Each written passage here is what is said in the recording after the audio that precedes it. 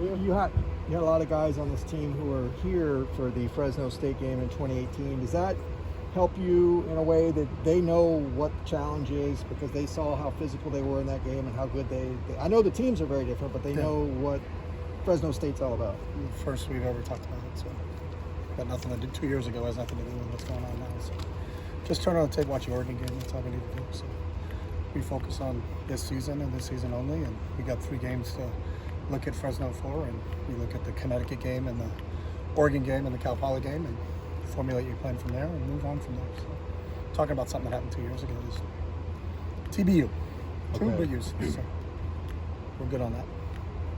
Similar to you guys, Fresno State's run defense is pretty potent. Yeah. Do you think you might have an edge with your defense going against a potent your potent offense? We don't think any edges or anything. We prepare for everything that they do schematically and prepare for their personnel. And it starts today. It starts their preparation today. So we never in a meeting saying, hey, we have an edge here or have an edge with this, or that's not kind of how we look at things. It's preparing for their schemes, both offensively, defensively, and special teams wise, and then getting that information to our players so their players have knowledge of that, and then working on our plan starting today. So that's kind of what our approach is. Do you think Samarazzo is going to be able to be available this Saturday? We'll see. It's a day-by-day thing that we'll continue to work on progress. Sam's done a nice job progressing and gotten better every day, and we expect more out of him today, but we'll see as the week goes along. Fresno State was Dorian's first home start 3 years ago. How much has he grown from then to now? I think he's grown, and regardless of when his first home start was, I think he's grown since the first game he played, and he played against Cincinnati in the opening game of his freshman year because Wilton went down in the second quarter. So that's the great thing about Dorian. He learns from every experience that he has and capitalizes on that. He's got a great mindset. He's got a growth mindset in terms of what is presented to him and how can he get better on a daily basis. So I think he's going to leaps and bounds since he's gotten here. They got thoughts on Fresno State's quarterback Hayner? I mean, he's a really good player. Yeah, he's a really, really good football player. He's dynamic. He's got a knack for keeping plays alive. He's really athletic. I think he's got a great knowledge of Kalen's system in terms of what they ask him to do. And he's just a productive football player. And he's, we're going to have our hands full containing him. But he's one of those guys. He reminds me a lot of Russell Wilson that when he takes off, he's taking off looking for touchdowns. So it's not just hey, 1 is covered, 2 is covered, I'm going to tuck this ball into my arm and run. He's looking to throw the ball down the field for big chunks of yardage, and he's a competitor, and he's tough too. I've seen him take some shots, and then he just gets up and keeps playing hard. So we're going to have our hands full with him today. So. They got benefit to have a bye week this early, Chip, after playing 2 games? It depends on, at the end of the year, you can say it's beneficial, not beneficial. We don't control the schedule. That's how the schedule laid out. We got a week 0 game because we played Hawaii. That's an NCAA rule. If you do play Hawaii, you can play week 0. So it is what it is. Those are things that aren't in our control, so to speak. So then we don't really analyze or look at it that it is a good to have a bye or it isn't good to have a bye. I don't know.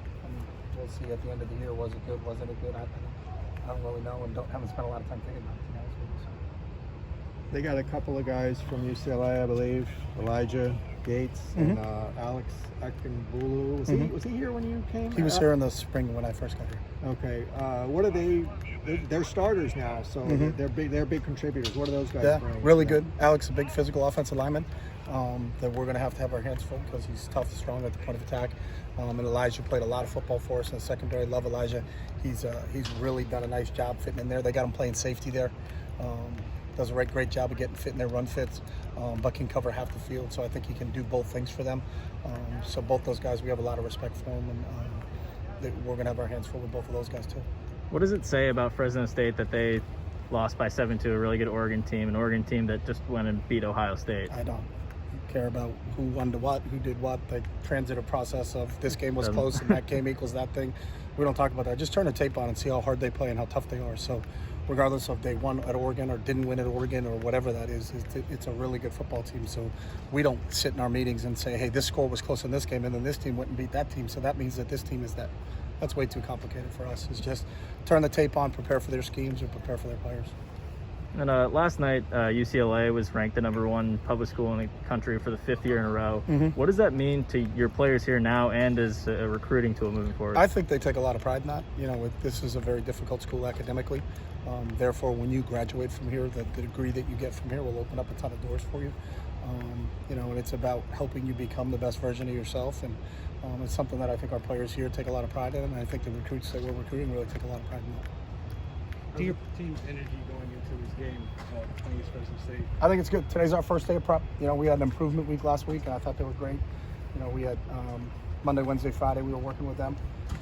And then today we'll just get right back at it. This will be our first real jump in with everything for Fresno in terms of our preparation. But the energy was good in meetings, and we're looking forward to a training session today. So. Last few games, you had a hot one at the Rose Bowl. Do your game preparations change when you have to wait all day for a 7:45 kickoff? Yeah, I know the game preparation doesn't change, just what our Saturday looks like. So our Monday through Friday will be the same, and then Saturday is just a little bit different schedule because we do have that late start. So again, that's something that we don't spend a lot of time on the start, just because we don't have any control over that. But this is, I think, the latest one we'll play 7:45. So we look at it as trying to be positive. So it's a primetime game in the Philippines. So. Let's put on a good show for the people in Manila. So people on the East Coast aren't going to see us play, but at least people in Manila waking up Sunday morning will get a chance to watch the Bruins play. So hopefully there's some Bruins fans there. So Trying to crack that peak Manila recruiting market. yeah, there should be. Actually, Coach Norwood's son is playing professional basketball in the Philippines, so he'll give us any intel if there is anybody over there. So. You watch any of the games over the weekend? Just a few in and out. I can't. I have AED, so I can't sit much both football games. So saw bits and pieces of a few of them. So Just what do you think of just the conference over the weekend with Oregon's win over Ohio State? I saw some of that game. I thought Oregon looked really strong in that game. They did a nice job. So I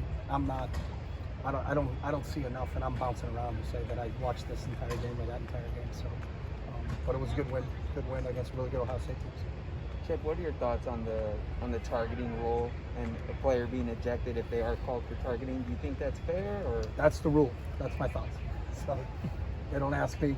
So if that's the rule, then we got to play by the rules. So whether you think the speed limit should be 65, if you're going over the speed limit and you get pulled over, then you get pulled over. So you should be able to think maybe you get on the 405 and drive faster than 65 if there's no one on it. But if you break the rule, you break the rule. So we coach off how the officials are going to interpret that, and then we understand the rules in place because it's a safety deal, and we get that whole part of it. So to get into what that is and what that isn't just doesn't help us and doesn't help anybody else. So just whatever the rule is, we'll explain it to our players and make sure we don't coach tackling that way. So we coach tackling the proper way and make sure we execute it that way. Has the interpretation remained consistent over these 7 years, or have you seen some variation? I haven't studied the amount of targetings and who was in and who was out. I was just wondering in reviews when players you've had gotten. Usually when we've gotten it, there's been some application of the rule. It's not they don't make it up. It's not like someone hit with the shoulder and into the sternum and then they said it was targeting. So usually when we get a targeting penalty, it's because of what the rule is interpreted, and that's what our players did. So. Have you ever seen a game where a kicker got kicked out for targeting, like what happened Saturday night? I didn't see. USC's kicker got kicked out on the opening play of the game for targeting. He did? Yeah. I didn't see that. So the answer is no, because I didn't see that play either. So. Okay. But was it targeting? Yeah. So a guy targeted and they got penalized for targeting, and then he's out of the game. So This is because it was the kicker on the opening kickoff of the game. you stay around this game long enough, you'll see a lot of different things. So. All right, thanks, Coach. Anything else? Thanks. All right,